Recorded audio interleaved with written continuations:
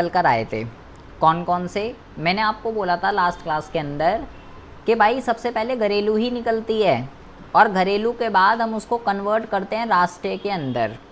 तो मैंने आपको ये बताया था कि अगर मुझे राष्ट्रीय आय चाहिए, जो हमें चाहिए होता है उसको लेफ़्ट साइड लिखते हैं, और मेरे पास क्या है, मेरे पास जो है घरेलू आय है, तो मुझे इसके अंदर क्या करना पड़ेगा, मुझे इसके अंदर NFIA जो है वो जोड़ना पड़ेगा।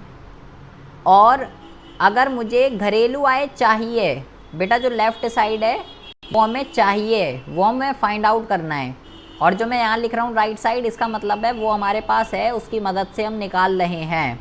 तो मेरे पास राष्ट्रीय आय है और मुझे घरेलू आय चाहिए, तो उसके लिए मुझे NFIA जो है वो मुझे माइनस करना पड़ेगा। और NFIA का मैंने आपको सूत्र बताया था कि NFIA का जो सूत्र होता है, हम कैसे घरेलू आय को राष्ट्रीय आय में कन्वर्ट करते हैं, उसके लिए मैंने आपको बताया था कि उसके लिए आपको विदेशों से कारक आय, इसमें से आपको जो है माइनस कर देना है विदेशों को कारक आय। विदेशों को कारक आय, दोनों में डिफरेंस क्या है, एक में से लगा हुआ है और एक में क्या लगा हुआ है, एक में को लगा हुआ है। से का मतलब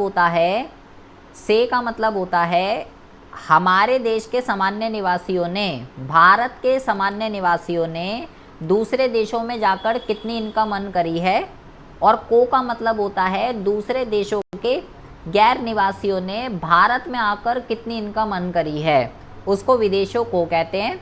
और NFIA का मैंने आपको पूरा नाम बताया था, इंग्लिश में इसको तो net factor income from abroad कहते हैं, लेकिन हमें हिंदी माध्यम के छात्र तो इसको कहते हैं, यहाँ पे हम लिख देते हैं विदेशों से प्राप्त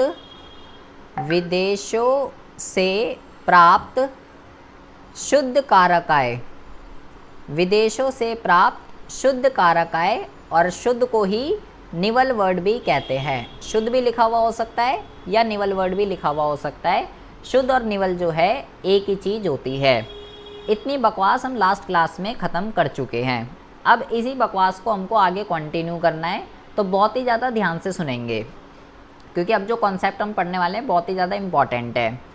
हमने फर्स्ट क्लास के अंदर एक कॉन्सेप्ट पढ़ा था जिसका नाम था आय का चक्रीय प्रवाह। क्या नाम था टॉपिक का? आय का चक्रीय प्रवाह। आय का चक्रीय प्रवाह हमने वहाँ पे एक टॉपिक पढ़ा था, और मैंने आपको ये बोला भाई ये पिलर है, चाहे राष्ट्रीय आय वाला चैप्टर पढ़ रहे हो आप, चाहे समग्र मांग समग्र पूर्ति पढ़ रहे हो, बिना इसके कुछ भी नहीं है। ये पिलर है, अगर ये आएगा तो ही आएगा समझ में। और यहाँ से हमारा एक कंक्लूज़न निकला था। क्या? इसकी हमने 3 तरीके की अवस्थाएं पढ़ी थी कि भाई सबसे पहले ना उत्पादन होता है, और उत्पादन के बाद उत्पादन से क्या होता है, उत्पादन से आय का सर्जन होता है, और आय से क्या होता है, आय से व्यय का सर्जन होता है। 3 तरीके की अवस्थाएं होती हैं इसकी। और मैंने आपको वहाँ पे एक मोस्ट इम्पॉर्टेंट चीज़ क्या बताई थी कि जितनी मॉनेटरी वैल्यू का प्रोडक्शन होगा, मान लो 2 लाख रुपए की वस्तुओं और सेवाओं का अगर निर्माण हुआ है, तो भाई इनकम भी 2 लाख रुपए की ही जनरेट होगी। और क्योंकि उपभोक्ता बचत नहीं करता, हमारी वहाँ पे मान्यता होती है कि बचत नाम की कोई भी चीज़ नहीं है, जिसकी वजह से उपभोक्ता के पास जितने भी पैसे आ रहे हैं या परिवार क्षेत्र के पास जितने भी पैसे आ रहे हैं, वो सारे के सारे पैसे को खर्च कर देगा। एक 2 क्षेत्रीय अर्थव्यवस्था के अंदर अगर हम आय का चक्रीय प्रवाह पढ़ते हैं, तो वहाँ पे सभी मान्यताओं को लेकर हमारा निष्कर्ष जो है ये निकला था कि उत्पादन आय और व्यय सब आपस में बराबर होते हैं। ये कंक्लूज़न हमारा निकला था आय के चक्रीय प्रवाह के अंदर। अब बेटा बहुत ही ज़्यादा ध्यान से सुनना है। अब हम क्या पढ़ने वाले हैं, हमारा लास्ट क्लास में ये कंक्लूज़न ख़त्म हुआ था कि राष्ट्रीय आय का जो सूत्र होता है वो होता है घरेलू आय प्लस NFIA। घरेलू आय का जो फॉर्मूला होता है वो होता है राष्ट्रीय आय माइनस NFIA, और NFIA का फॉर्मूला ये होता है, और ये प्रीवियस कक्षा में पहली में पढ़ चुके हैं। तो मतलब ये हुआ कहने का कि चाहे मैं उत्पादन की बात करूं, चाहे मैं आय की बात करूं, और चाहे मैं व्यय की बात करूं, मैं तीनों में से किसी की भी बात करूं, तीनों एक ही तो चीज़ें हैं। हमने आय के चक्रीय प्रवाह के अंदर ये पढ़ा था भाई, पहले उत्पादन होता है, जितने रुपए का उत्पादन होता है उत्पादक क्षेत्र परिवार क्षेत्र को उतने रुपए की इनकम देता है, और वही पैसा वापस सर्कुलेट होकर उत्पादक के पास आ जाता है, और उत्पादक अगेन फिर क्या करता है, अगेन उस पैसे से फिर से उत्पादन करने लग जाता है। तो ये प्रक्रिया इस तरीके से चलती रहती है, उत्पादन से आय का, आय से व्यय का, व्यय से अगेन उत्पादन का सृजन होता है। तो आप किसी की भी बात करो, उत्पादन की, आय की या व्यय की, ये सब बराबर होते हैं दो क्षेत्रीय अर्थव्यवस्था के अंदर। तो इसी वजह से अब जरा बहुत ही ज़्यादा ध्यान से आपको सुनना है, इसी वजह से चाहे मैं बेटा घरेलू आय की बात करूं, चाहे मैं घरेलू आय की बात करूं, या मैं घरेलू उत्पाद की बात करूं, ये एक ही चीज़ है। घरेलू उत्पाद या घरेलू उत्पादन कुछ भी कह लीजिए, ये एक ही चीज़ है, ठीक है, ये एक ही चीज़ है। इस वजह से आय के चक्रीय प्रवाह की वजह से, मतलब कि चाहे मैं डोमेस्टिक इनकम बोलूं, घरेलू आय को क्या बोलते हैं, डोमेस्टिक इनकम, या मैं डोमेस्टिक प्रोडक्शन की बात करूं, डीपी की बात करूं, ये डीपी व्हाट्सएप वाली डीपी नहीं है, ये डीपी का मतलब है डोमेस्टिक प्रोडक्शन। तो भाई ये बराबर है। चाहे मैं व्यय की बात करूं, ये भी बराबर है, मतलब कि डीआई और डीपी बराबर होते हैं आय के चक्रीय प्रवाह की वजह से। बिल्कुल सिमिलरली अगर मैं राष्ट्रीय आय की बात करूं, या मैं राष्ट्रीय उत्पाद की बात करूं, या मैं राष्ट्रीय उत्पादन की बात करूं, ये एक ही कॉन्सेप्ट है। मतलब कि चाहे मैं एनआई की बात करूं, एनआई मतलब नेशनल इनकम, राष्ट्रीय आय, या मैं एनपी की बात करूं, नेशनल प्रोडक्ट, तो ये एक ही बात है, कोई अलग चीज़ नहीं है। Because of circular flow of income, आय व्यय उत्पादन सब बराबर होते हैं, क्योंकि सब ये चक्रीयता चलती रहती है और ये कॉन्सेप्ट कभी वो को नहीं होगा। तो अब ज़रा बहुत ही ज़्यादा ध्यान से सुनना है, हम बेटा इसकी बात नहीं करते। अब मैं बोल रहा हूँ कि चाहे मैं घरेलू आय पढ़ूँ, चाहे मैं घरेलू उत्पादन पढ़ूँ, एक ही बात है, डीआई और डीपी एक ही चीज़ होती है, और एनआई और एनपी एक ही चीज़ होती है। तो मैं डीआई नहीं बोलूँगा, मैं अब जो वर्ड बोलूँगा मैं बोलूँगा डीपी। तो आपको ये पता होना चाहिए कि अगर मैं डीपी की बात कर रहा हूँ तो मैं घरेलू आय की बात कर रहा हूँ, और इसी तरीके से मैं अब एनआई नहीं बोलूँगा, अब मैं एनपी बोलूँगा। तो आपको ये पता होना चाहिए कि एनपी किसको रिप्रेजेंट कर रहा है, एनआई को। डीपी का मतलब है डोमेस्टिक इनकम और एनपी का मतलब है नेशनल इनकम, दोनों एक ही कॉन्सेप्ट होते हैं। तो अगर इस निष्कर्ष से, अगर इस कंक्लूजन से, अगर हम इन दोनों चीज़ों को इस वाले फॉर्मूले में पुट कर दे बेटा, जो हमारे पास ऊपर आए थे, हमारे पास जो ऊपर आए थे, अगर मैं इसको इस वाले फॉर्मूले में पुट कर दूं, पहले वाले में राष्ट्रीय आय की जगह अगर मैं एनपी रख दूं, राष्ट्रीय आय की जगह अगर मैं एनपी रख दूं, और घरेलू आय की जगह अगर मैं डीपी रख दूं, और प्लस क्या हो जाएगा, प्लस हो जाएगा आपका एनएफआईए। तो आपके पास ये फॉर्मूला निकल के आ जाएगा, मोस्ट इम्पॉर्टेंट। सिमिलरली अगर मैं इस दूसरे वाले में ये घरेलू आय लिखी हुई है, अगर मैं घरेलू आय की जगह डीपी लिख दूं, और यहाँ राष्ट्रीय आय लिखी हुई है, तो राष्ट्रीय आय की जगह अगर मैं एनपी लिख दूं और माइनस एनएफआईए, तो ये आपके पास यहाँ से दूसरा फॉर्मूला निकल के आ जाएगा। और तीसरा वाला फॉर्मूला क्या है, तीसरा वाला जो फॉर्मूला है वो है एनएफआईए, ठीक है। एनएफआईए का जो फॉर्मूला है वो है इसको क्या कहते हैं, मैं आपको शॉर्ट में बता रहा हूँ, इसको विदेशों से कारक आय को क्या कहते हैं, फीफा। फीफा का मतलब होता है फैक्टर इनकम फ्रॉम अब्रॉड, ठीक है। और विदेशों को कारक आय को क्या कहते हैं, इसको कहते हैं फीटा। फीटा का मतलब फैक्टर इनकम टू अब्रॉड, से में से को माइनस करते हैं, फीफा माइनस फीटा। तो यहाँ पे हम लिखते हैं फीफा।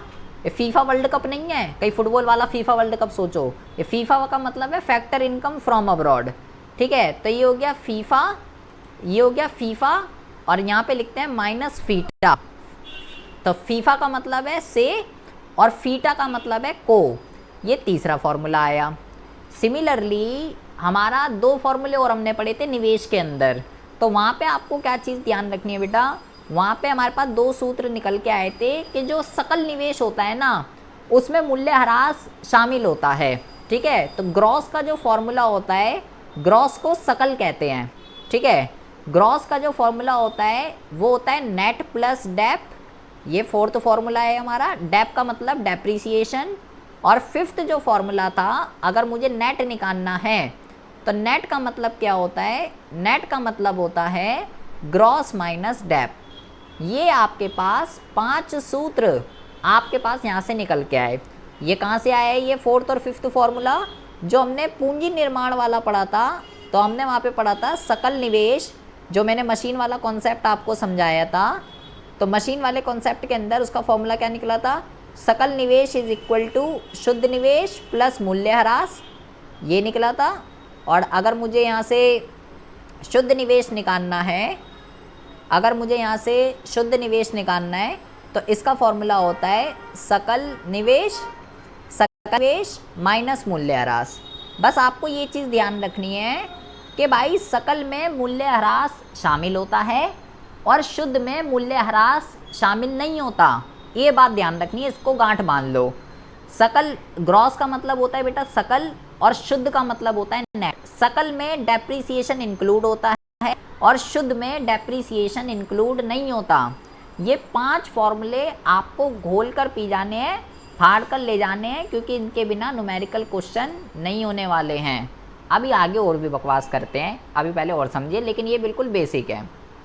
अच्छा, तो हमारा जो कॉन्सेप्ट है, मैंने बोला मैं बोलूँगा डीपी, तो आप समझ जाइएगा हम घरेलू आय की बात कर रहे हैं, और मैं बोलूँगा जब एनपी, तो आप समझ जाइएगा कि हम जो है नेशनल इनकम की बात कर रहे हैं। ये आपको पता होना चाहिए। अच्छा जी, ठीक है।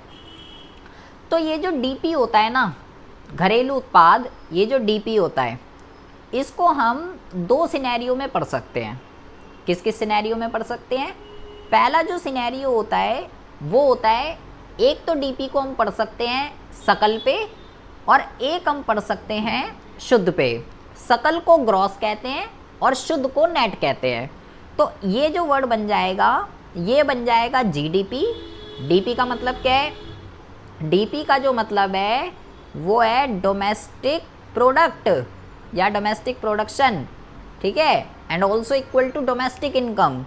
तो मैं इसको, जी का मतलब क्या है? जी का मतलब है ग्रॉस, सकल। मैं इसको ग्रॉस पे भी पढ़ सकता हूँ और मैं इसको नेट पे भी पढ़ सकता हूँ, ठीक है। दोनों में डिफरेंस क्या है? दोनों में कुछ भी डिफरेंस नहीं है, बस ये डिफरेंस है कि भाई सकल में मूल्यह्रास शामिल होता है और शुद्ध में मूल्यह्रास शामिल नहीं होता। इस बात को ध्यान रखना है। कोई भी अल्फ़ाबेट जितने भी हम अभी पढ़ेंगे जो जी से स्टार्ट हो रहे हैं, इसका मतलब है उसमें मूल्यह्रास शामिल है, और वो सारे के सारे अल्फ़ाबेट्स जो एन से स्टार्ट हो रहे हैं, इसका मतलब है उसमें मूल्यह्रास शामिल नहीं है, उसमें डेप्रिसिएशन माइनस होया हुआ है। तो ये जो डीपी है, इसकी गणना हम 2 तरीके से कर सकते हैं, एक ग्रॉस पे भी कर सकते हैं और एक नेट पे भी कर सकते हैं।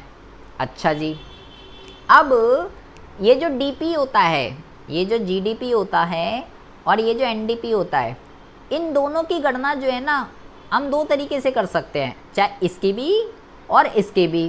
किस किस के ऊपर कर सकते हैं ये समझिए ज़रा। सबसे पहला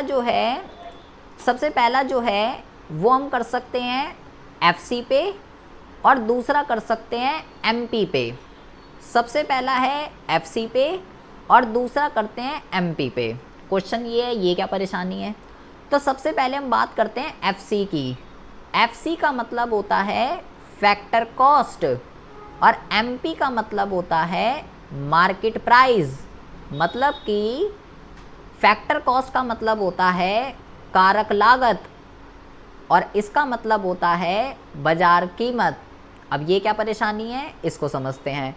सिमिलरली सेम ऐसे यहाँ पे भी है, तो हम यहाँ पे हिंदी में लिख देते हैं। इसको हम कहते हैं कारक लागत, ठीक है, और इसको हम यहाँ पे लिख देते हैं बाजार कीमत, ठीक है। अच्छा जी बेटा, बहुत ही ज़्यादा ध्यान से समझेंगे, बहुत ही ज़्यादा ध्यान से। डोमेस्टिक प्रोडक्ट जो है also equal to domestic income.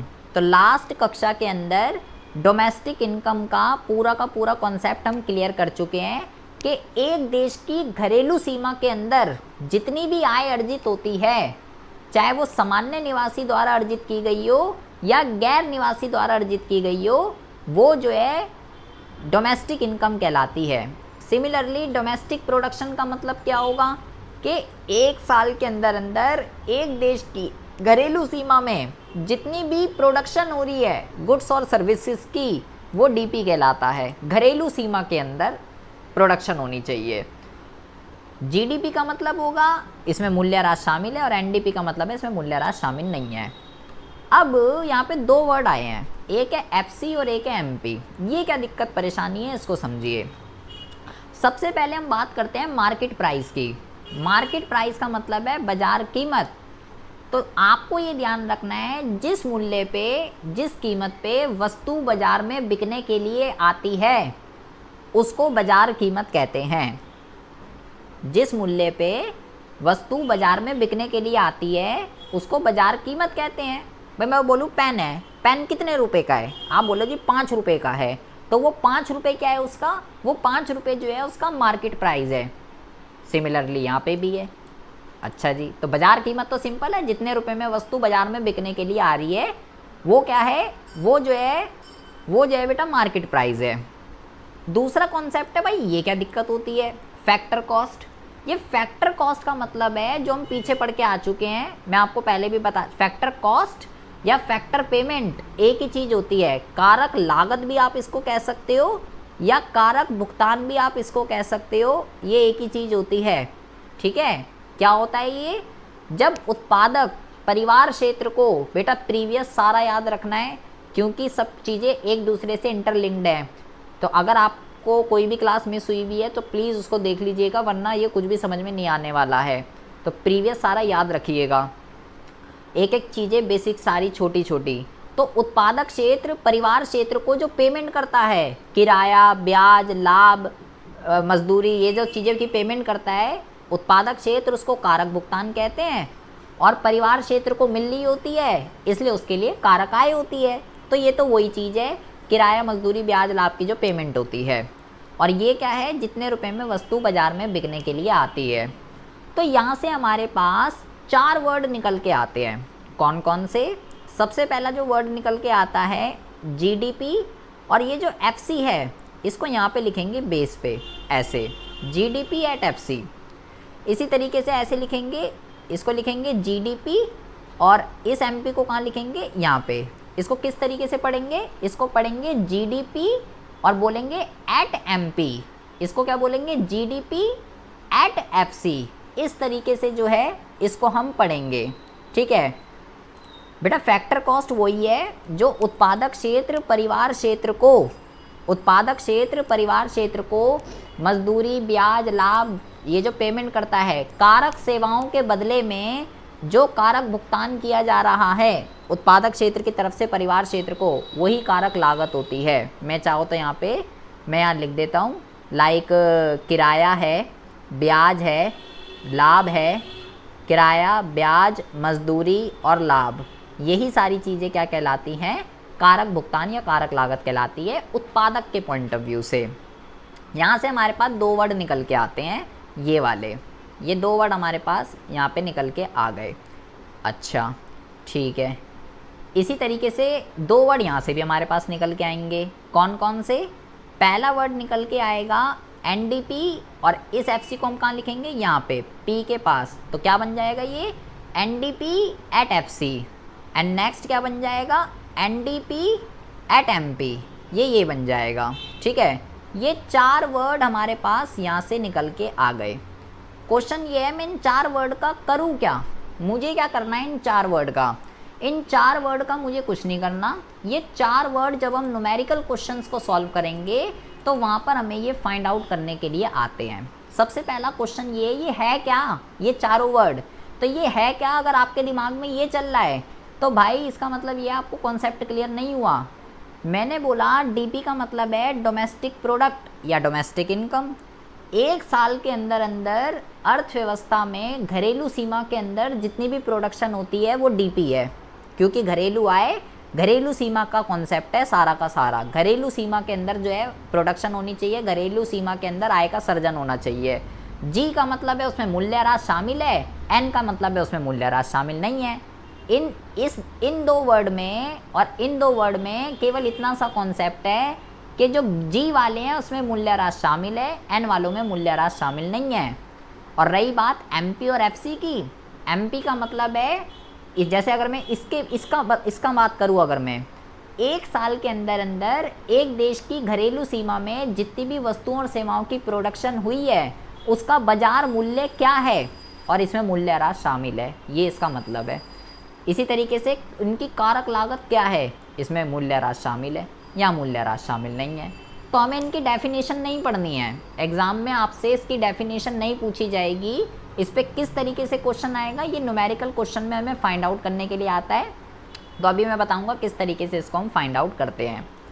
तो जैसे ये मैंने कॉन्सेप्ट, बस आपको एक चीज़ ध्यान रखनी बेटा कि जो डीपी वाले हैं ये सब डीपी वाले हैं, देखो डीपी डीपी डीपी डीपी, तो इसका मतलब है ये घरेलू आय है, घरेलू उत्पादन है ये।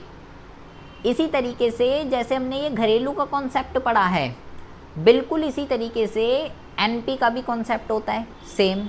एनपी का मतलब क्या है आपको पता होना चाहिए, एनपी का मतलब है national product and also equal to national income. इसको भी हम दो उसमें पढ़ सकते हैं। पहला जो होता है वो होता है ग्रॉस पे, इसमें मूल्यह्रास शामिल है, और दूसरा जो होता है वो होता है नेट पे, इसमें मूल्यह्रास शामिल नहीं है। हाँ बेटा अभी बता रहा हूँ संजू। तो ये जो ग्रॉस है और ये जो नेट, जैसे ऊपर बिल्कुल सिमिलरली यहाँ पे भी यही कॉन्सेप्ट है कि ये जो जीएनपी है और ये जो पी है इसको भी हम दो उसमें पढ़ सकते हैं। पहला जो है वो है एफसी पे, दूसरा जो है एमपी पे। पहला जो है एफसी पे और दूसरा जो है एमपी पे। तो यहाँ एफसी फैक्टर कॉस्ट ही है और एमपी मार्केट प्राइस ही है। ठीक है इल्मा। तो यहाँ से हमारे पास क्या वर्ड निकल के आए, 4 वर्ड यहाँ से और निकल के आएंगे। कैसे? जीएनपी, और इस एफसी को कहाँ लिखते हैं यहाँ पे जीएनपी एट एफसी। यहाँ पे क्या लिखेंगे जीएनपी, और इस एमपी को कहाँ लिखेंगे यहाँ पे। इसी तरीके से यहाँ पे देखिए यहाँ से 2 वर्ड निकल के आ गए, इसी तरीके से यहाँ से भी 2 वर्ड निकल के आएंगे। यहाँ से निकल के आएगा, यहाँ से निकल के आएगा NNP at FC and NNP at MP. ये यहाँ से आपके पास 2 वर्ड जो है और निकल के आ गए। तो टोटल आपके पास 4 वर्ड हो गए। पहली बात तो ये बेटा सब एनपी पे है, एनपी एनपी एनपी। ठीक है, तो एनपी का मतलब है ये नेशनल प्रोडक्ट को रिप्रेजेंट कर रहे हैं, नेशनल इनकम को रिप्रेजेंट कर रहे हैं सबसे पहली बात तो। ठीक है, सारे नहीं रिप्रेजेंट कर रहे, सारे नेशनल इनकम को रिप्रेजेंट नहीं कर रहे, और ऊपर इसी तरीके से सारे डोमेस्टिक को नहीं रिप्रेजेंट कर रहे। कौन सा रिप्रेजेंट कर रहा है वो भी मैं आपको बता रहा हूँ यहाँ पे। ठीक है, नहीं भाई एक मिनट रुको जरा। तो इन दोनों वर्ड में डिफरेंस क्या है, इसमें मूल्यह्रास शामिल है क्योंकि ये जी से शुरू हो रहे हैं और ये एन से शुरू हो रहे हैं, इसलिए इसमें मूल्यह्रास शामिल नहीं है। इसमें से आपको किसी डेफिनेशन नहीं पढ़नी, एग्जाम में इसकी कोई भी डेफिनेशन नहीं आनी है। आपको क्या पढ़ना है, आपको ये पढ़ना है 5 फॉर्मूले मैं आपको यहाँ पे बता चुका हूँ। अब 2 फॉर्मूले मैं आपको यहाँ पे और बता रहा हूँ, 3 फॉर्मूले मैं आपको यहाँ पे और बता रहा हूँ। पहला जो फॉर्मूला है वो है कि एमपी का जो फॉर्मूला होता है ना, एमपी का मतलब क्या है, मध्य प्रदेश नहीं है, मार्केट प्राइस है। MP is equal to FC plus NIT. इसका क्या मतलब होता है, इसका मतलब ये होता है net indirect tax. Similarly FC का मतलब क्या होता है, एमपी माइनस एनआईटी। इसका मतलब क्या है अभी हम बात करते हैं। और 8वां जो फॉर्मूला है ये है एनआईटी का। एनआईटी का जो फॉर्मूला होता है ये होता है इनडायरेक्ट टैक्स माइनस सब्सिडी। ये फॉर्मूला है एनआईटी का। NIT को हिंदी में क्या कहते हैं? NIT को हिंदी में कहते हैं शुद्ध अप्रत्यक्ष कर, ये कहते हैं इसको हिंदी में। और इसको पूरा नाम क्या है? इसका पूरा नाम है इसका नेट इनडायरेक्ट टैक्स। तो इसका मतलब क्या है? इसका मतलब ये है कि भाई जो चीज़, MP का मतलब है मार्केट प्राइस, बाज़ार कीमत। जब भी कोई वस्तु बाज़ार कीमत पे होती है तो उसमें टैक्स इंक्लूड होता है, टैक्स शामिल होता है। बाज़ार में जब कोई भी वस्तु आती है तो GST लगकर आती है ना। और अगर कोई चीज़ फैक्टर कॉस्ट पे होती है, तो उसमें उसमें टैक्स जो है वो शामिल नहीं होता। और टैक्स निकलता कैसे है? नेट इनडायरेक्ट टैक्स निकलता कैसे है? जितना भी टैक्स हमने पे किया है, अगर हम उसमें से सब्सिडी को माइनस कर देते हैं तो हमारे पास नेट इनडायरेक्ट टैक्स निकल के आता है। ये अभी इसके बारे में हम और चर्चा करेंगे। 2 चीज़ों के बारे में हमें अभी डीप से चर्चा करनी है, NFI और NIT के रिगार्डिंग। बस फिलहाल आपको भी इतना ध्यान रखना है, मार्केट प्राइस का मतलब है बाज़ार कीमत और उसमें टैक्स इंक्लूड होता है।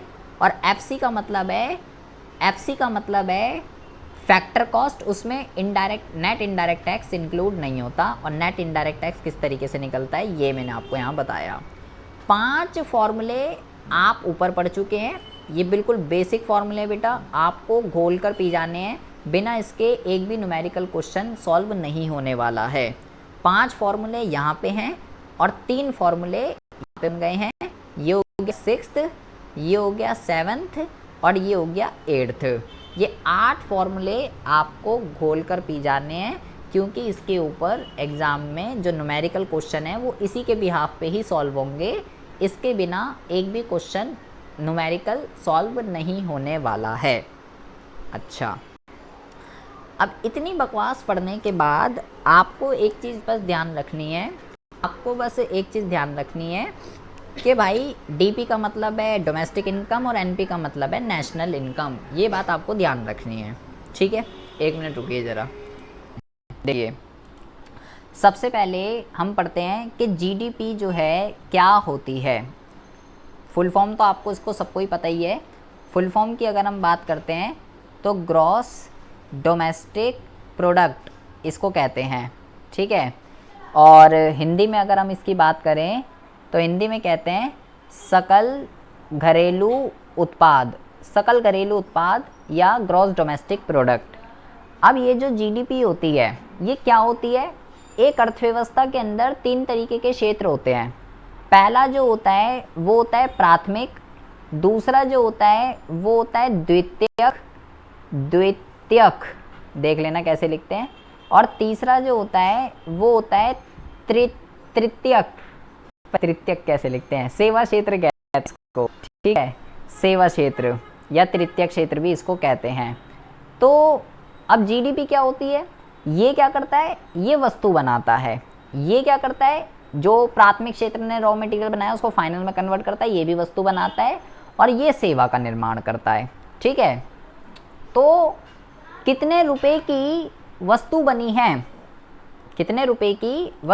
है? प्राथमिक क्षेत्र ने कितने रुपए, भाई ये मान लेते हैं इतनी क्वांटिटी प्रोड्यूस करी, इसने इतनी क्वांटिटी प्रोड्यूस करी, इसने इतनी क्वांटिटी प्रोड्यूस करी सर्विसेज की। लेकिन इनकी वैल्यू क्या है? उसके लिए मुझे इससे कीमत से मल्टीप्लाई करना पड़ेगा, प्राइस से मल्टीप्लाई करूंगा जब मैं P इंटू क्यू करूंगा तो मुझे ये पता चल जाएगा कि प्राथमिक क्षेत्र ने जो वस्तु बनाई है उसकी मॉनेटरी वैल्यू जो है क्या है, वस्तु की, वो मुझे पता चल जाएगा प्राइस से मल्टीप्लाई करने पे। सिमिलरली जब मैं इसको प्राइस से मल्टीप्लाई करूंगा कीमत से, तो जब मेरे पास क्या निकल कर आ जाएगा कि मॉनेटरी वैल्यू क्या है वस्तु की, जो कि द्वितीय क्षेत्र बना रहा है। और सिमिलरली जब मैं इसको प्राइस से मल्टीप्लाई कर दूंगा कीमत को, तो मेरे को ये पता चल जाएगा कि मॉनेटरी वैल्यू क्या है इन सर्विसेज की।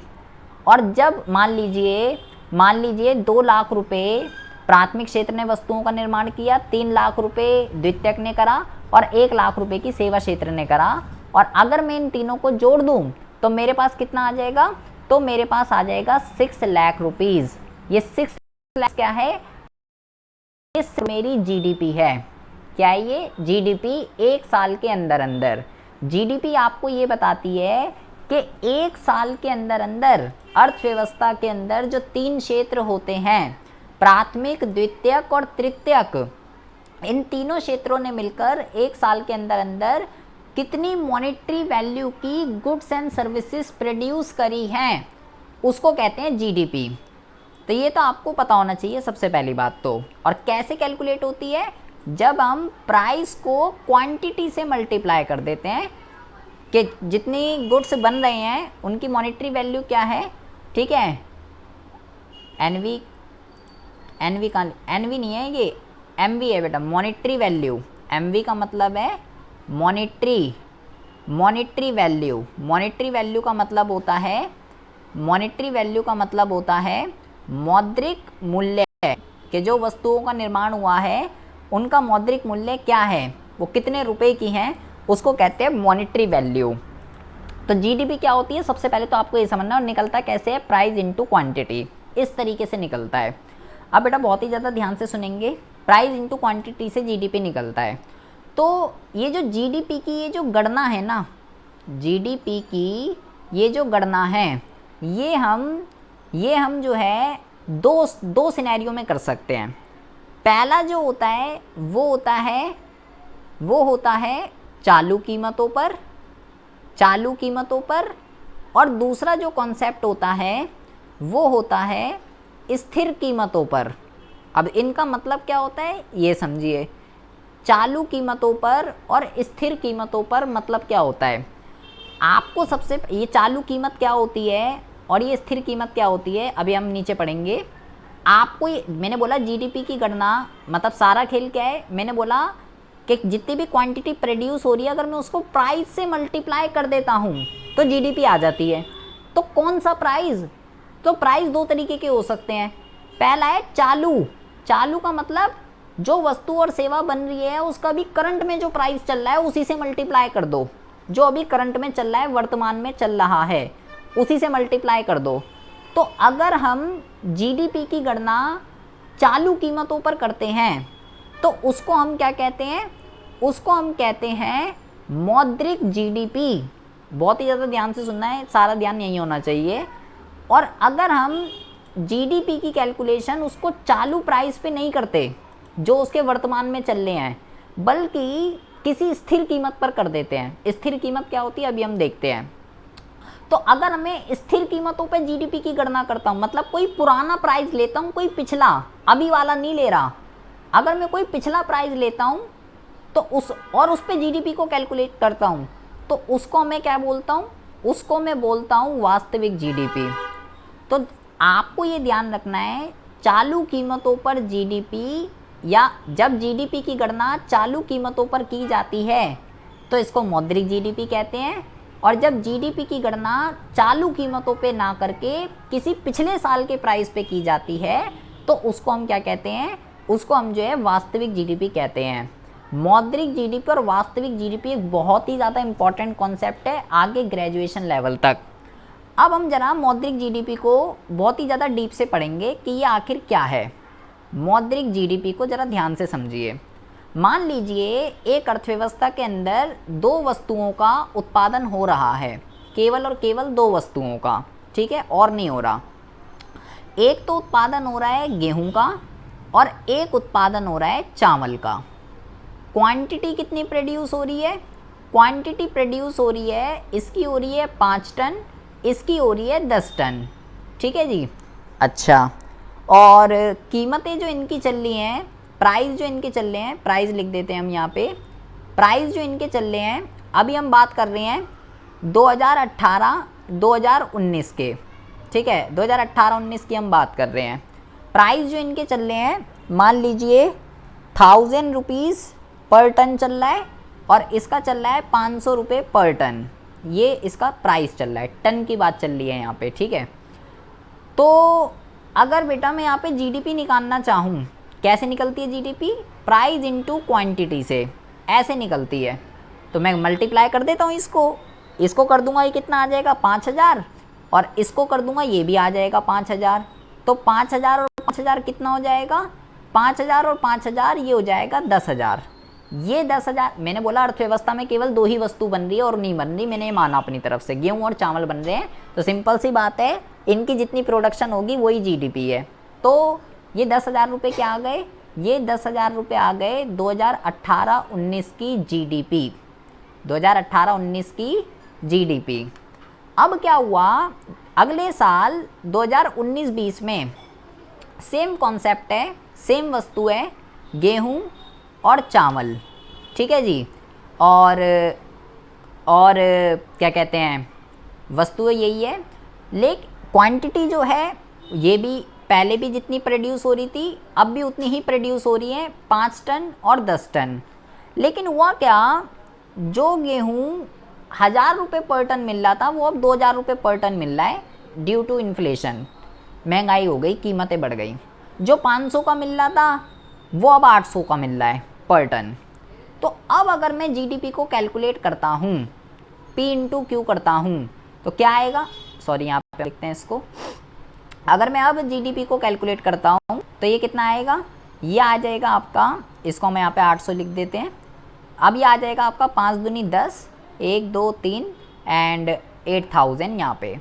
तो अब मेरी जीडीपी कितनी आ रही है, अब मेरी जीडीपी पहले आ रही 10,000 रुपये, अब आ रही है 18,000 रुपये। ये 18,000 रुपये कौन से साल की है, ये है 2019-20 की। बेटा बहुत ही ज़्यादा ध्यान से सुनेंगे, मेरी जीडीपी अगर चेंज इन जीडीपी की बात करूं तो मेरी जीडीपी के अंदर कितना चेंज आया, मेरी जीडीपी के अंदर चेंज आया 18,000 minus 10,000 is equal to 8,000 rupees. मेरी जीडीपी 8,000 रुपये से बढ़ गई, मेरी जीडीपी 8,000 रुपये से बढ़ गई। लेकिन क्यों बढ़ गई, इसका रीज़न क्या है, कारण क्या है इसका, 8,000 रुपये से कैसे बढ़ी। तो जब मैंने इस तालिका को ऊपर ध्यान से देखा तो मैंने देखा यार 2018-19 में जितना प्रोडक्शन हो रहा था इन वस्तुओं का 19-20 में भी यार उतना ही हो रहा है। प्रोडक्शन में तो कुछ हुआ ही नहीं, पहले भी गेहूँ 5 टन बन रहा था, अब भी 5 टन बन रहा है, पहले भी चावल 10 टन बन रहा था, अब भी 10 टन बन रहा है। तो प्रोडक्शन में तो कोई इंक्रीमेंट हुई नहीं, तो फिर कैसे जीडीपी बढ़ी। तो मैंने देखा कि यार ये चीज़ पहले 1,000 रुपये पर टन थी, अब ये 2,000 रुपये पर टन है, ये चीज़ पहले 500 रुपये थी, ये चीज़ अब 800 रुपये है। तो ये जो मेरी, इसी वजह से मेरी जीडीपी बढ़ के आ रही है। तो भाई इससे उत्पादन में तो कोई फ़र्क ही नहीं पड़ा, पहले जितना हो रहा था अब भी उतना ही हो रहा है, प्राइस बढ़ने की वजह से ये जीडीपी बढ़ी। इसका कारण क्या है, इसका कारण है कीमत, कीमत बढ़ने की वजह से क्या हो रहा है, ये जीडीपी बढ़ रही है, जबकि जो उत्पादन है वो क्या है, उत्पादन स्थिर है, उत्पादन में कोई भी परिवर्तन नहीं हुआ। मुझे तो दिख रहा है मेरी जीडीपी बढ़ रही है, 10 से 18 हो गई तो बहुत अच्छी बात है जीडीपी बढ़ना, लेकिन ऐसी जीडीपी बढ़ने का क्या फ़ायदा, प्रोडक्शन तो बढ़ी नहीं ना भाई। जीडीपी का मतलब है, अगर मैंने पहले आपको जीडीपी समझाया, जीडीपी क्या होती है, अर्थव्यवस्था के अंदर एक साल के अंदर अंदर कितनी मॉनेटरी वैल्यू की गुड्स एंड सर्विसेज बनी।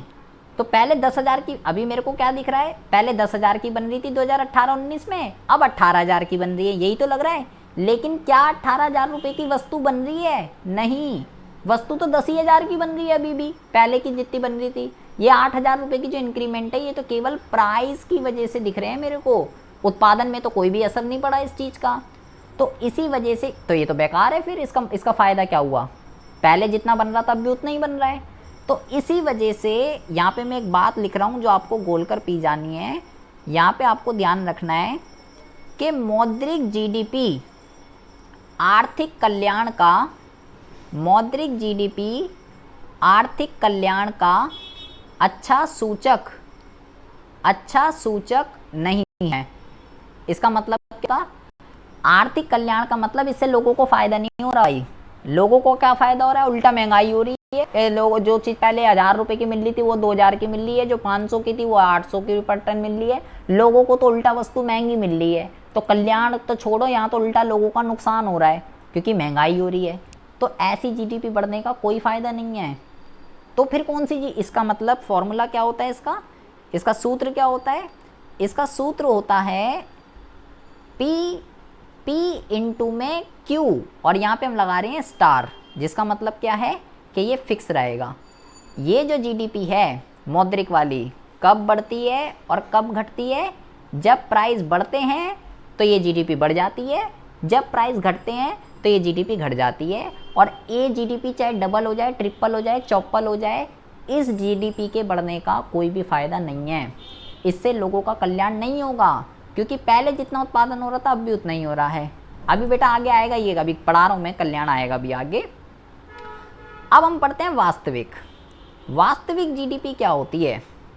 वास्तविक जीडीपी मैंने बोला भाई मौद्रिक का मतलब होता है जो अभी करंट में प्राइस चल रहे हैं उसी पे कर दो, लेकिन मैंने बोला भाई वास्तविक का मतलब होता है एक बेस ईयर के प्राइस पे करो, एक स्थिर कीमत पर। अब इसका मतलब क्या है? इसका मतलब ये है, मान लीजिए मैं जो है 2018-19 की ही बात कर रहा हूँ, ठीक है, 2018-19 की बात कर रहा हूँ, और सेम वस्तु ले रहा हूँ गेहूँ का और चावल का, ठीक है, और क्वांटिटी हम वही ले रहे हैं 5 टन और 10 टन। लेकिन मैं जो प्राइस ले रहा हूँ ना यहाँ पे, वो वर्तमान के नहीं ले रहा मैं यहाँ पे ने क्वांटिटी लिख दी और यहाँ पे हमें प्राइस लिखना है। प्राइस में कौन सा लूँगा? वास्तविक जीडीपी की गणना किसी प्रीवियस ईयर के प्राइस पे की जाती है। जैसे अगर मैं 2018-19 की जीडीपी कैलकुलेट कर रहा हूँ प्राइस पे, मान लो 2015 के प्राइस पे मैं कैलकुलेट कर रहा हूँ, मान लो 2015 में 1000 रुपये इसके चल रहे थे, 500 रुपये इसके चल रहे थे, ठीक है। 2015 की कीमतों पर मैं 2018-19 की जीडीपी को कैलकुलेट कर रहा हूँ। तो अगर मैं अब जीडीपी निकालूंगा तो कितनी आएगी? P इंटू क्यू अगर मैं यहाँ पे करूँगा तो यहाँ पे आएगा 5000 और यहाँ पे भी आएगा 5000, तो ये आएगा 10,000 रुपये। अभी तो उतनी आ रही है जितनी मौद्रिक के अंदर शो हो रही थी। अब देखिए, अब हमें क्या करना है? अब हमें जो है भाई अभी 1 मिनट रुक जाओ। अगर हमें जो है गेहूँ और चावल और यहाँ पे हम लेते हैं 5 टन और यहाँ लेते हैं 10 टन, ठीक है, 5 टन 10 टन। अब यहाँ पे 5 टन 10 टन नहीं लेना, यहाँ पे क्या करना है? मान लीजिए पहले जो है 2018-19 में ये सिनेरियो चल रहा था और अब मैं 2019-20 की कैलकुलेट कर रहा हूँ, ठीक है। प्राइस जो है वही रहेंगे, प्राइस में कोई चेंज नहीं रहेगा, 1000 और 500 प्राइस तो वही रहेंगे। क्वांटिटी जो है मान लीजिए मैंने माना कि 2018-19 में 5 टन बन रहा था, अब ये 10 टन बन रहा है, ये 10 टन बन रहा था, अब 12 टन बन रहा है, और प्राइस वही है जिस पे मैंने पहले कैलकुलेट करा था पिछले साल। तो देखो अब मेरी जीडीपी कितनी आएगी? ये आएगी 10,000 और 12 पंजे 60, ये आएगी 6,000, ठीक है। तो ये आ जाएगा 16,000 रुपये, ठीक है, 16,000 रुपये ये आ गया। अब यहाँ पे क्या हुआ? ये मेरी जीडीपी आ गई 19-20 की, ठीक है, 2019-20 की ये मेरी जीडीपी आ गई।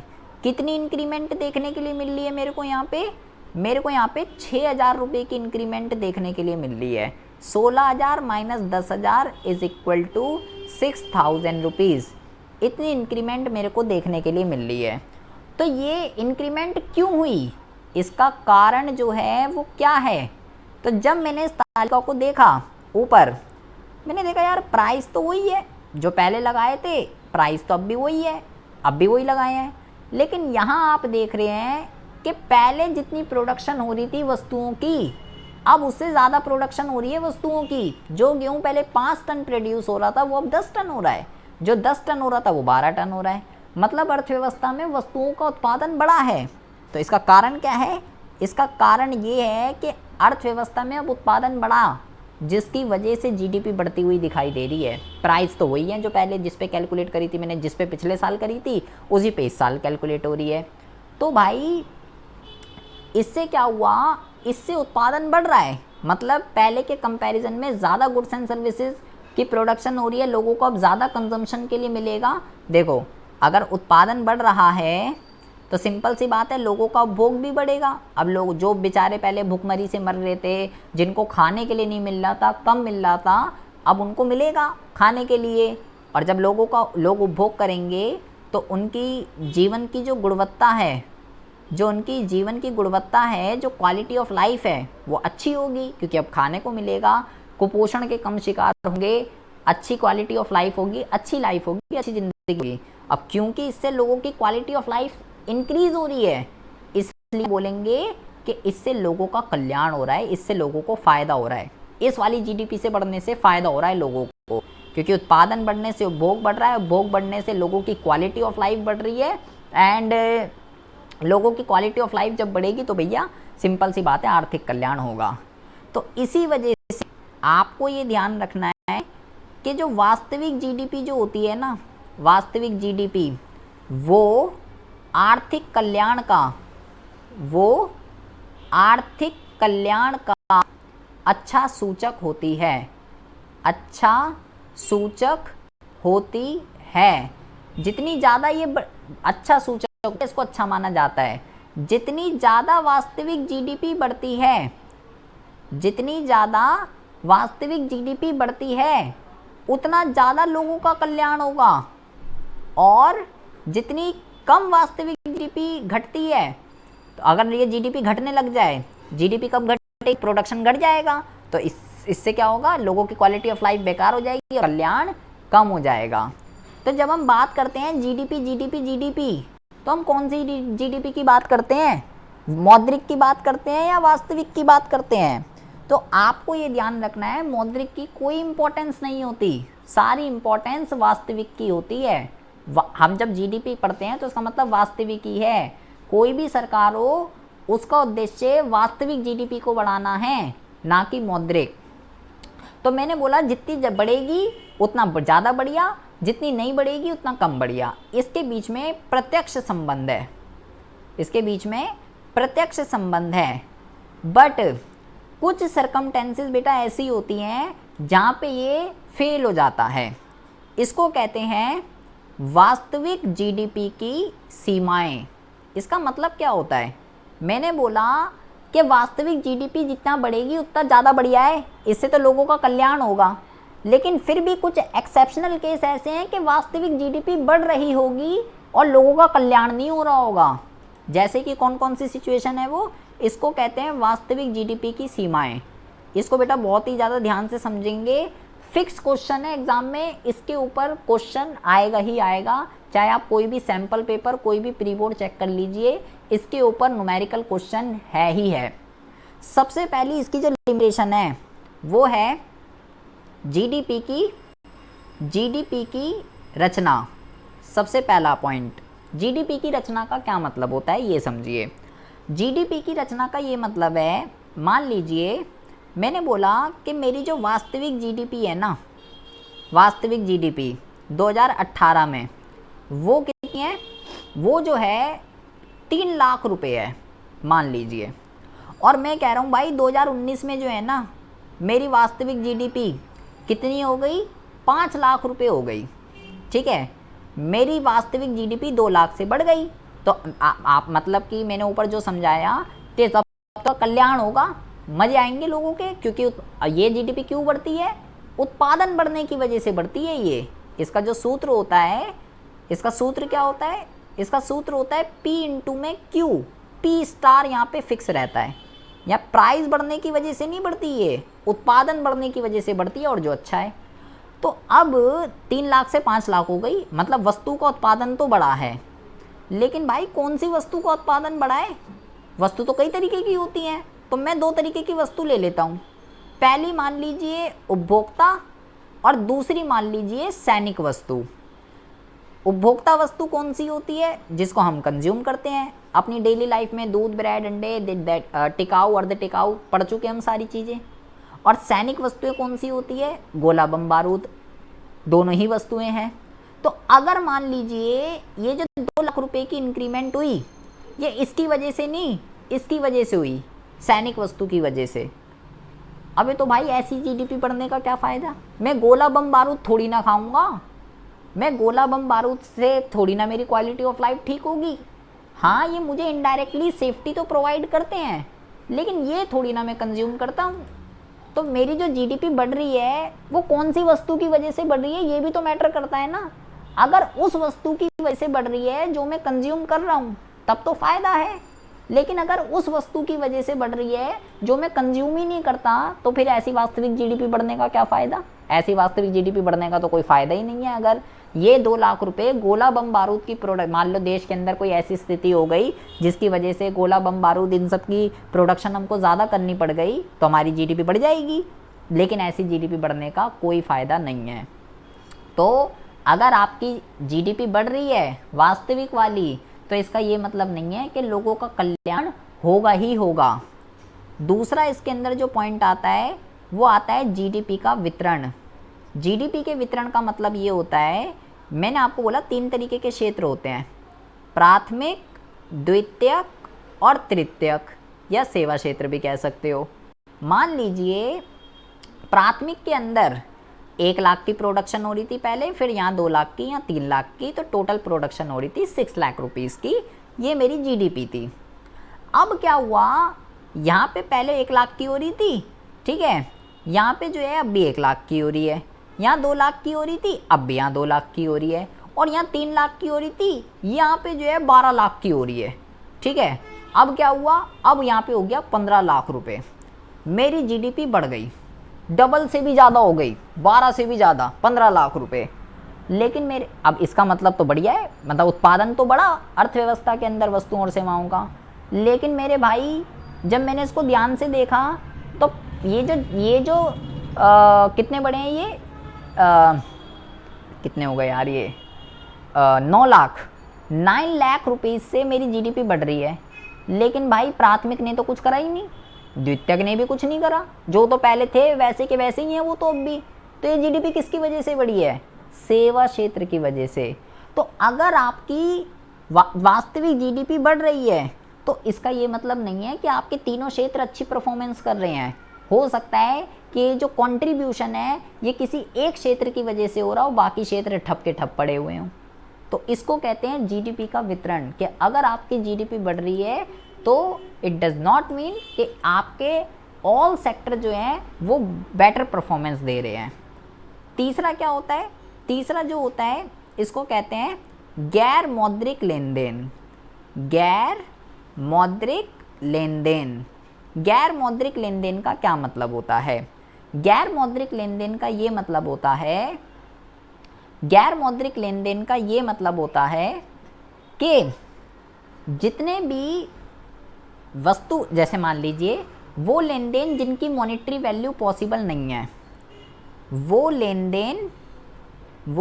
देन जिनकी मॉनेटरी वैल्यू फाइंड करना पॉसिबल नहीं है, उसको हम क्या कहते हैं? उसको हम कहते हैं गैर मौद्रिक लेन देन। जैसे कि फॉर एग्जांपल के लिए वस्तु विनिमय प्रणाली, ये सबसे पहला। भारत के अंदर भले ही अभी मुद्रा आ गई हो, लेकिन कई अभी भी ऐसे एरिया हैं, ऐसे क्षेत्र हैं जहाँ वस्तु विनिमय प्रणाली चलती है। वस्तुओं से वस्तुओं की प्रत्यक्ष अदला बदली वस्तु विनिमय प्रणाली कहलाती है। जब मुद्रा नहीं थी तो लोग इसी तरीके से ट्रांजैक्शन करते थे, तो किसको फ़ायदा हो रहा है किसको नुकसान हो रहा है कुछ नहीं पता, इस चीज़ का अंदाज़ा नहीं लगाया जा सकता था। तो भाई इसकी मॉनेटरी वैल्यू नहीं पता। पहले लोग, जैसे मान लो मेरे पास हाथी है, किसी के पास बकरी है, किसी के पास घोड़ा है, आपस में एक्सचेंज कर रहे हैं, किसको फ़ायदा हो रहा है किसको नुकसान हो रहा है कुछ नहीं पता। गेहूं के बदले में चावल जा रहा है, चावल के बदले में गेहूं जा रहे हैं, किसको फ़ायदा हुआ किसको नुकसान हुआ पता ही नहीं, क्योंकि कोई एक कॉमन मेज़रमेंट नहीं थी। दूसरा जो है इसको कहते हैं गृहिणी की सेवाएं। गृहिणी की सेवाएं का क्या मतलब होता है? गृहिणी का मतलब होता है कि जैसे मम्मियाँ जो होती हैं, जो फीमेल्स होती हैं, जो घर में काम करती हैं, जैसे मम्मी को ले लेते हैं, ठीक है। अब जो है जितनी भी मम्मी घर में काम करती है, झाड़ू पोछा बर्तन सब कुछ करती है, तो भाई वो अपनी सर्विस दे रही है, ठीक है, लेकिन उसकी मॉनेटरी वैल्यू क्या है? उसको हम फाइंड आउट नहीं कर सकते। हम मम्मियों की बात कर रहे हैं, हम उसकी बात नहीं कर रहे कि मैंने बाहर से मेड हायर करी है और मैं उसको 8,000 रुपये दे रहा हूँ कि ले तू झाड़ू पोछा बर्तन कर, उसकी बात नहीं हो रही है। हम हाउस वाइफ की बात कर रहे हैं, ठीक है। जिसको हम बाहर से हायर कर रहे हैं, मेड है, उसकी तो मॉनेटरी वैल्यू पता है, मैं उसको सैलरी दे रहा हूँ, उसकी बात नहीं कर रहे हम यहाँ पे। हम बात कर रहे हैं हाउस वाइफ की, जो अपने घरों में काम करती हैं, सर्विस देती हैं, लेकिन हम उनकी मॉनेटरी वैल्यू को नहीं पता कर सकते, लेकिन वो सर्विस तो दे रही हैं। और इसी तरीके से यहाँ ट्रांजैक्शन तो हो रहा है, लेकिन इसकी मॉनेटरी वैल्यू नहीं पता, ना इसकी पता ना इसकी पता, लेकिन ट्रांजैक्शन तो होते हैं, ये रोज़ ही हो रहे हैं।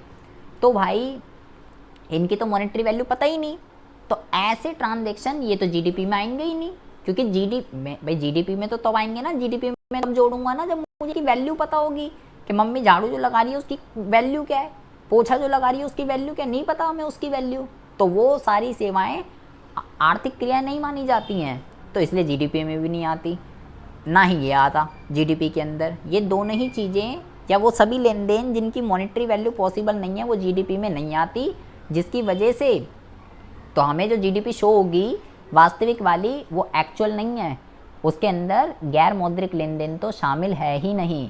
जीडीपी के अंदर केवल मौद्रिक लेन देन ही शामिल होते हैं, गैर मौद्रिक लेन देन शामिल नहीं होते।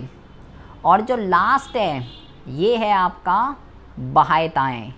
ये बेटा बहुत ही ज़्यादा इम्पॉर्टेंट है, मोस्ट इम्पॉर्टेंट है एग्ज़ाम के पॉइंट ऑफ व्यू से। इसके ऊपर जो एग्ज़ाम में क्वेश्चन आ रहा है आजकल, 4 टॉपिक हैं, इसके अंदर 4 लिमिटेशन है। इस टॉपिक के अंदर हमको ये बताना है कि अगर मेरी वास्तविक जीडीपी बढ़ रही है तो इसका ये बिल्कुल भी मतलब नहीं है कि लोगों का कल्याण होगा ही होगा। कई सारी ऐसी सर्कमटेंसेज हैं जो इसके लिमिटेशंस हैं। पहला मैंने आपको बताया रचना, दूसरा वितरण, तीसरा मौद्रिक, चौथा मैं आपको नेक्स्ट क्लास में बताऊंगा, क्योंकि ये 6 नंबर का क्वेश्चन है, इसको आपको ध्यान से समझना है। इंडिविजुअली सिर्फ बाह्यताएँ क्या होती हैं, कितने प्रकार की होती है, उदाहरण सहित इसको समझाइए। सिर्फ यही इंडिविजुअली 6 नंबर का क्वेश्चन एग्जाम में आ रहा है। और अभी हमने जो पढ़ा गैर मौद्रिक लेन देन, जीडीपी का वितरण और जीडीपी की रचना, ये भी इंडिविजुअली एग्ज़ाम में कई बारी जो है आए हुए हैं, ठीक है। तो इसको क्या होती है बाह्यताएँ, कितने तरीके की होती है, क्या एग्जाम्पल्स होते हैं इसके, ये हम अगली कक्षा के अंदर जो है डिस्कशन करने वाले हैं, ठीक है जी। तो ये बात आपको जो है ध्यान रखनी है। इतनी बकवास में से अगर किसी को कुछ पूछना है, मौद्रिक, वास्तविक या आर्थिक कल्याण क्या होता है, या ये एमपी, एफसी, डीपी, एनपी, जितनी भी चीज़ें आज हमने पढ़ी हैं, ये फॉर्मूले, घरेलू आय, उत्पादन, ये सब बराबर क्यों है, आय का चक्रीय प्रवाह, इसमें अगर किसी को कुछ पूछना है तो बताइए। अगर किसी को इसमें से कुछ समझ ना आया हो तो बताइए जी। जीडीपी की रचना बताना जो। जीडीपी की रचना का ये मतलब है कि अगर मेरी वास्तविक जीडीपी बढ़ रही है तो भाई वो कौन सी वस्तु की वजह से बढ़ रही है वो आपको ये नहीं बताती है। अगर बता भी रही है तो मैंने बोला उपभोक्ता, तो लोगों का कल्याण कब होगा, जब उपभोक्ता वस्तु की उत्पादन बढ़े। अगर भाई सैनिक वस्तुओं की वजह से बढ़ रही है तो वो थोड़ी ना मैं उपभोग करता हूँ, उससे मेरी क्वालिटी ऑफ लाइफ इम्प्रूव नहीं होगी। तो अगर ऐसी वस्तुओं की वजह से आपकी वास्तविक जीडीपी बढ़ रही है जो उपभोक्ता कंज्यूम ही नहीं करता, तो बेकार है फिर ऐसी जीडीपी का बढ़ना। और बताइए, और किसी को कुछ पूछना है तो। गुलशन, अंकुश, अमन, आसिफ, अजय। गुलशन आवाज़ आ रही है? Yes sir. कुछ समझ में आ रही है या ऊपर से जा रही है? नहीं सर, आया तो। आप भाई प्रीवियस वीडियो देख लीजिएगा, चारों की चारों उसके अंदर आएगी, ठीक है। सुमित, विपिन, शिवम गोस्वामी, समझ में आ रहा है कुछ? तुम्हें तो आए गई। कहाँ है ये सुमित, आवाज़ आ रही है? यस सर, आवाज आ रही है। समझ में आ रही है? हाँ सर, समझ आ रहा है। समझ में आ रहा है। सुमित कुमार भैया, किसी को कुछ पूछना है तो बताइए। ये नोट्स